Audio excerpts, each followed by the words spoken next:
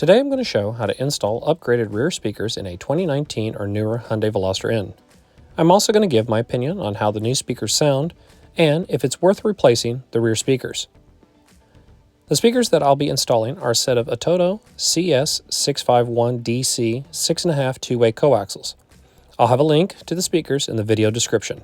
The speakers feature a 1-inch silk dome tweeter integrated on top of a carbon fiber woofer. Each speaker has a 4 ohm impedance with a maximum RMS power rating of 60 watts to allow the speakers to handle most aftermarket amplifiers with ease. They also have a very high 93 dB of sensitivity, which will allow them to easily work off smaller amps or head units, making them a very versatile speaker set. Finally, they have a wide frequency response from 40 Hz to 20 kHz, ensuring you'll be able to hear a full, rich sound. When you unbox the speakers, you'll find 2 speakers and a small bag of mounting screws.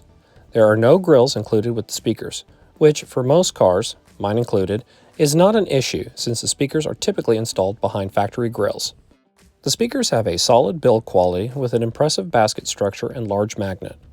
After seeing just how large the magnets were, compared to most coaxial speakers, I was curious to put the speakers on a scale and find out just how much the magnets weighed. On a scale, each magnet was just shy of 3 pounds. That's a stout speaker. Moving on to the install, I began with the right rear door speaker. This was the easier of the 2 speakers to install. To be able to remove the speaker, you'll need to first remove the door skin. To remove the door skin, start by removing the small corner panel at the top of the door. You can do this with a plastic trim tool or with just your hand. I found the panel easily popped off.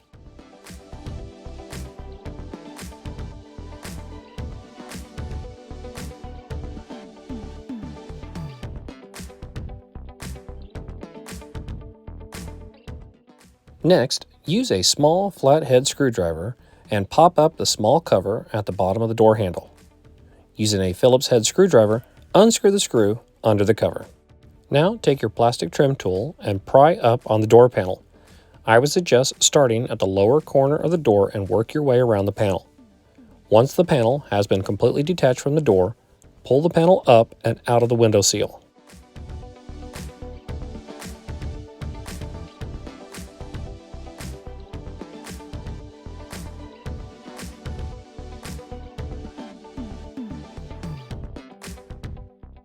Finally, unhook the door latch cable and window switch harness. After both have been detached, set the panel to the side.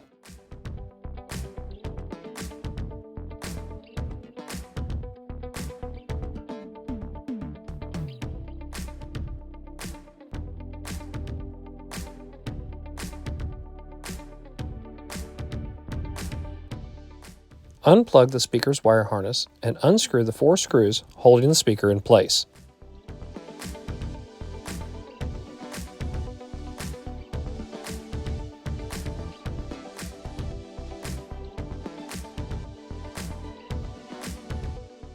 As you can see, there's not much to the factory speaker. It has a paper cone, thin plastic basket, and small magnet. This is far from a premium speaker. Before installing the new Atoto speakers, I used some foam sound deadening material to make a seal for the backside of each speaker. This will help the speaker to sound better when installed. There isn't a wire harness kit made for the Veloster, so I had to make my own wire harness. I chose to use T-taps so I didn't cut the factory wire harness.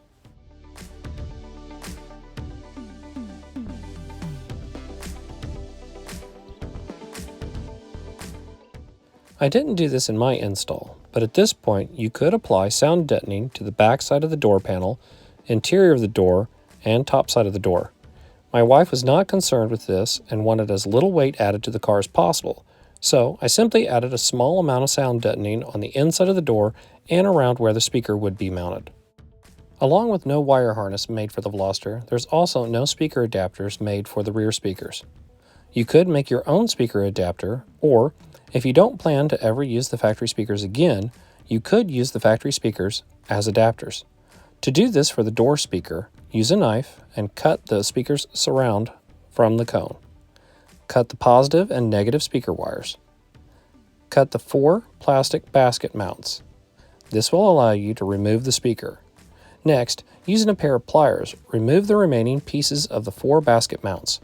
You should be able to rock the plastic back and forth until it cleanly pops off. Finally, use a screwdriver to pry up the black plastic trim piece on the top of the mount that the speaker's surround was attached to. When done, you'll be left with a perfect speaker adapter. Set the speaker in the adapter and use 4 screws to screw the speaker to the adapter.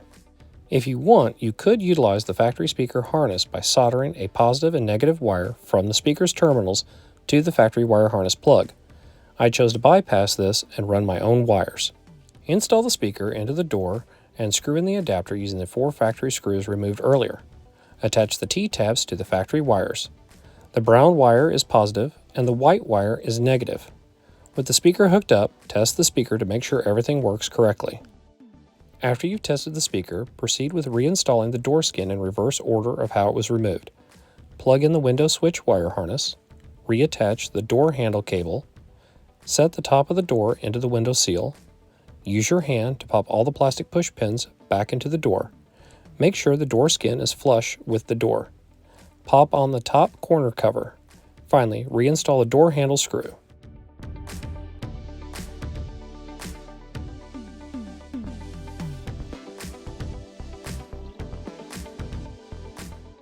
Now onto the left rear speaker.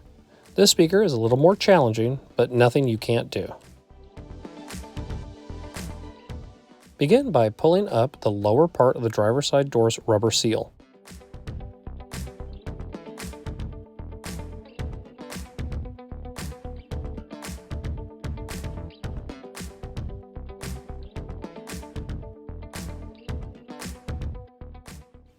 Next, using a plastic trim tool, remove the lower middle plastic trim panel.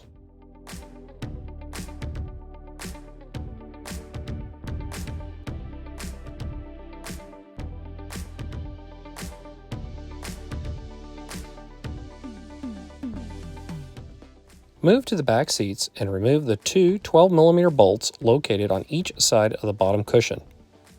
After both bolts have been removed, lift up on the rear seat cushion and remove it from the car.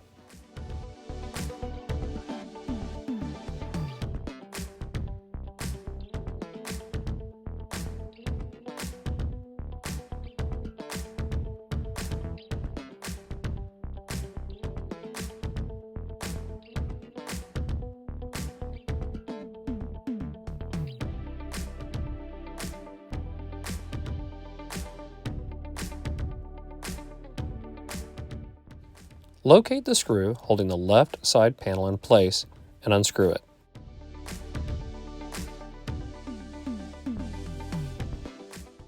Using a plastic trim tool, go around the large side panel and pop the plastic clips holding it in place. Be careful when you get to the top back corner that's behind the rear seats. It's a good idea to release the rear seat and pull it down a little bit so that you can pop that corner without breaking it. Once all the clips have been popped, remove the panel from the car.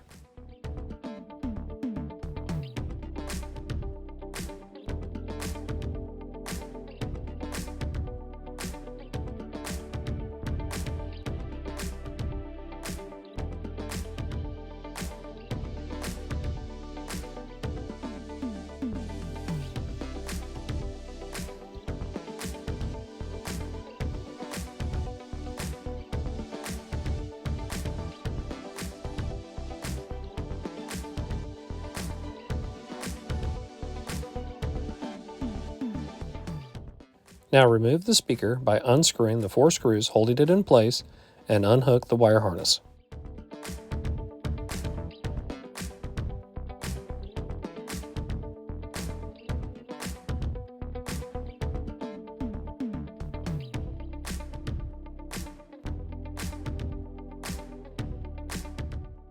To reuse this speaker as an adapter for the new speaker, use a pair of pliers and break off the 4 plastic posts on the bottom of the speaker. These posts are where the speaker is screwed into. The screws cannot be removed with a regular screwdriver. After the posts have been broken off, unplug the speaker and remove it from the adapter. Set the new speaker into the speaker adapter and use 4 screws to screw the speaker to the adapter. I used Tessa tape to cover the 4 holes left behind by the post I broke off. For this speaker, I did reuse the factory wire harness by cutting off the harness piece that plugged into the factory speaker and replacing the plug with 2 wire spade connectors. This made for a clean connection with no soldering required. This speaker is located in a very open section, so sound deadening would be a really good idea if you want to get the best possible sound. Again, for my application, I added minimal sound deadening. I installed the speaker adapter using the same 4 screws I removed earlier. Finally, I reinstalled the wire harness into the adapter. With the speaker installed, I tested the speaker. After I was sure that the speaker worked properly, I reinstalled the large panel. When I got to the lower rear corner of the panel, I had to pull the rear seat over a bit to get the panel into position. When I was confident that the panel was back into position, I went around the panel popping the plastic clips into place. Then, I screwed the single screw holding the panel in. I reinstalled the rear cushion and screwed in the 2 12mm bolts. Finally, I reinstalled the driver's side plastic cover and rubber door seal.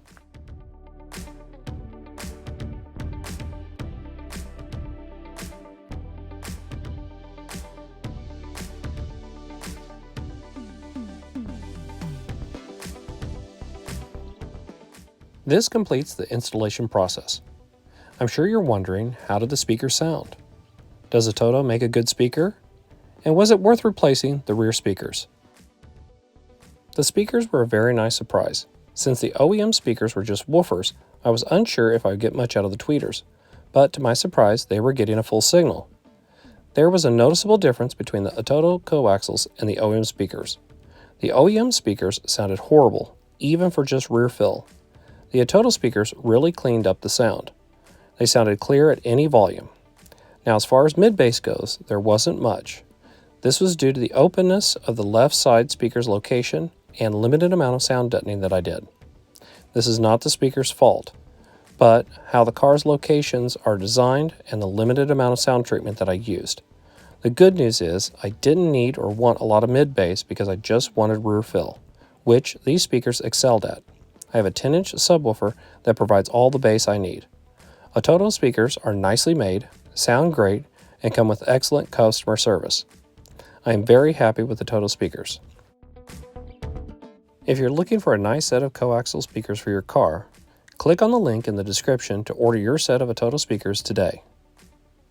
Thank you for watching. Please like, share, and subscribe for more content.